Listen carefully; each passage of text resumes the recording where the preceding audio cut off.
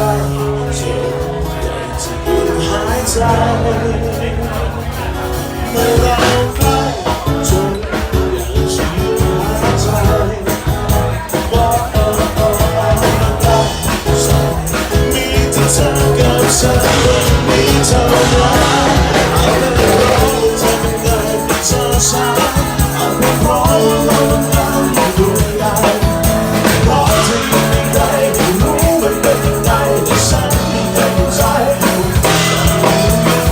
จะลองคุยกันสักครั้งว่าไอ้นี้เธอไม่มีใครเข้าใจที่อยู่ในกับฉันที่ไม่เคยได้รู้มันเป็นยังไงจะอยู่แบบนี้ไป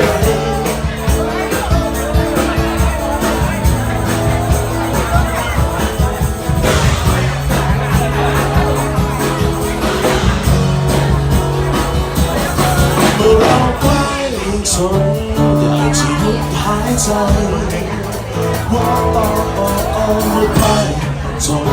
มีแต่เธอกับฉันวันนั้นเท่านั้นเอาแต่เพราะว่าเธอบังเอิญกับเธอช้าเอาแต่เพราะว่าเราบังเอิญที่คู่กันเพราะที่ยังไม่เคยได้รู้มันเป็นยังไงแต่ฉันไม่เข้าใจ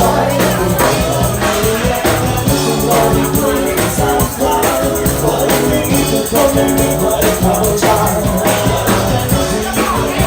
ฉันเองไม่เคยรู้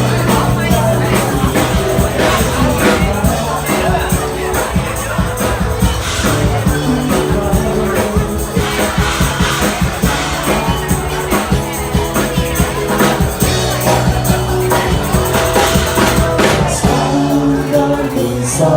ยทางเราควรต้องตัดสินใจเราจะไปจากไหนยังดีจะอยู่